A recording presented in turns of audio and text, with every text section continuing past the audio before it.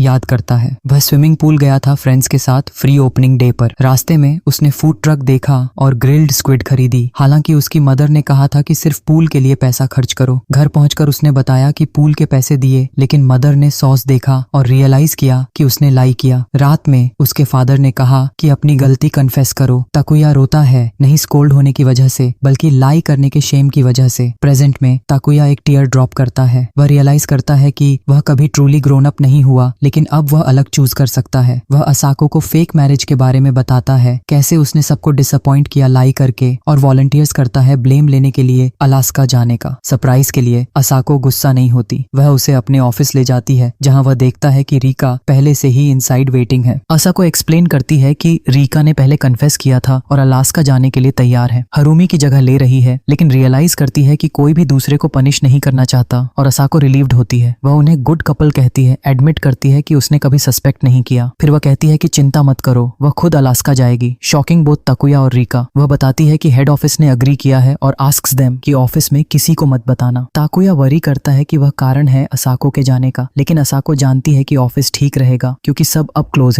हैं। वर्क के बाद वह उन्हें एयरपोर्ट अकंपनी करती है और अपने डिसीजन की एक्सप्लेनेशन देती है। मैरिज से पहले वह पूरे देश में ट्रैवल करती थी, जो उसे बहुत पसंद था, लेकिन मैरिज के बाद उसने ट्रैवल एजेंसी ज्वाइन किया और ज्यादा ट्रैवल नहीं कर पाई। लेकिन वह अपना काम अब भी प्यार करती थी, क्योंकि उसका हस्बैंड भी ट्रैवल एजेंट था। अब वह जर्नीज और चैलेंजेस से भरी लाइफ चाहती है, क्योंकि वह मानती है कि यही उसका मीनिंग ऑफ लाइफ है। वह याद करती है कि उसने अपने हस्बैंड को अलास्का ट्रैवल की इच्छा बताई थी, और सरप्राइज में उसके हस्बैंड ने पूरी सपोर्ट दी और उसे ज्वाइन करना भी चाहा, ताकि वह अलास्का चीक्स क्लैप कर सके। हाँ भाई, लेटर ताकुया और रीका अपार्टमेंट लौटते हैं, और अब क्योंकि उन्हें लाई नहीं करना है, वे फेक मैरिज खत्म करने का अग्री करते हैं। वे रिंग्स टेबल पर रखते हैं, 2 महीने के फेक मैरिज आइटम्स क्लीन करते हैं और डिसाइड करते हैं कि ऑफिस को सच बताएं। आउटसाइड वे ट्रैश फेंकते हैं। वे अग्री करते हैं कि मैरिज टायरिंग चीजों से भरा है, जैसे शेड्यूल करना ताकि बेबी के पूपी डायपर बदलने की बारी कौन की है, और कंक्लूड करते हैं कि उन्हें अकेले रहना पसंद है। वे हमेशा के लिए अलग हो जाते हैं, लेकिन रीका अपनी वॉक में रोती है, रियलाइज करते हुए कि वह अब ताकुया के करीब नहीं रहेगी। लेकिन ताकुया को रियलाइज होता है कि उसकी लाइफ फुल ऑफ पॉसिबिलिटीज है, और अगर उसने अभी एक्ट नहीं किया तो सब डल रहेगा। इसलिए वह क्रॉस वॉक पर उसके पीछे दौड़ता है। वह उसका नाम चिल्लाता है। रीका उसकी तरफ टर्न्स होती है और वह पूछता है कि क्या वह सच में उससे शादी करेगी। दोनों एक दूसरे से चिल्लाते हैं, कन्फेस करते हैं कि वे सच में एक दूसरे से शादी करना चाहते हैं। अचानक होटी की वह सेइसुके पूछती है कि क्या ताकुया एक इनसिक्योर और सोशली ऑकवर्ड लड़की से प्यार करता है, यानी उससे। ताकुया कहता है कि वह उससे प्यार करता है, जिससे रीका भी कह देती है कि वह उससे प्यार करती है। कुछ घंटे बाद वे पार्क में खड़े होते हैं, जहां उनकी फेक मैरिज शुरू हुई थी। रिंग्स हाथ में लेकर रीका कहती है कि अब वह उसे उसके फर्स्ट नेम से बुला सकता है, जिससे वह नर्वस हो जाता है। फिर ताकुया इस बार सच में प्रपोज करता है और रीका एक्सेप्ट कर लेती है। लेकिन सेलिब्रेट करने से पहले रीका याद दिलाती है कि उन्हें ऑफिस से अपॉलॉजी देना है। वे ऑफिस जाते हैं और सभी को शॉक करते हैं अपनी फेक मैरिज और अब रियल मैरिज की न्यूज देकर। सब कंफ्यूज्ड होते हैं कि उन्हें कंग्रेचुलेट करें या स्कोल्ड। हिरोमी फिर से ताकुया को मैरिज के लिए कंग्रेचुलेट करता है, जबकि न्यूली ब्लॉन्ड शू डिप्रेसिंगली वार्न करता है कि कोई चीट कर सकता है और आधा ले सकता है। लेकिन असाको आकर ऑर्डर देती है कि वे वापस काम पर जाएं। कुछ दिन बाद ताकुया को डे ऑफ मिलता है। क्लीनिंग करते हुए उसे मिस्टीरियस मैन का कॉल आता है, जिसने पहले उन्हें थ्रेट्स दी थी, लेकिन इस बार वह उन्हें मैरिज के लिए कंग्रेचुलेट करता है और अपोलोजाइज करता है। जैसे ही ताकुया कॉल खत्म करता है, उसे रीका का मैसेज आता है कि स्टेशन पर वेजिटेबल्स कैरी करने में मदद चाहिए। वह जल्दी वहां रश करता है और उसे ग्लोइंग देखता है, जानकर कि वही उसकी वाइफ होगी जो उसे गोगोक देगी। वहीं रीका भी उसे ग्लोइंग देखती है, जानकर कि वही उसका हस्बैंड होगा जो उसे हर रात प्लाउ करेगा। वे दोनों अचानक ब्लिसफुल फील करते हैं और एक दूसरे को ग्रीट करते हैं। ताकुया उसके बैग्स लेता है, जिससे रीका सरप्राइज होती है। फिर वे एक टी शॉप जाते हैं, जहां रीका अपनी 5 मिनट बिट शुरू करती है, जहां वह माउंटेन्स के बारे में बात करती है, लेकिन यह आवर्स तक स्ट्रेच हो जाता है। वह रिलीव्ड होती है कि ताकुया उसे सुनता है, क्योंकि उसने हमेशा कोई चाहा था जिससे वह अपनी पैशन शेयर कर सके, और ताकुया भी सेम फील करता है। होम जाते समय वे कंपेयर करते हैं कि एक दूसरे में क्या पसंद है, उनकी क्यूट नोजेस से लेकर उसके मैसिव ग्लिजी तक। पार्क से गुजरते हुए रीका अपना हाथ बढ़ाती है और वह उसे पकड़ता है। वे हाथ में हाथ डालकर घर लौटते हैं, ब्लिसफुल महसूस करते हुए। मंथ्स बाद वे अपने फैमिली, फ्रेंड्स और कोवर्कर्स को बताते हैं कि वे शादी करने वाले हैं, और सभी सुनकर खुश होते हैं। एक सुबह सारी केओस के बाद रीका ब्रेकफास्ट करती है है और वर्क के लिए जाती है। रास्ते में वह तकुया के अपार्टमेंट रुकती है और नॉक करने से पहले तकुया डोर खोल देता है। वे एक दूसरे से ग्रीट करते हैं और फिर लीन इन करके आईज क्लोज कर किस करते हैं। अब सिर्फ कपल के रूप में नहीं बल्कि मैरिड कपल के रूप में।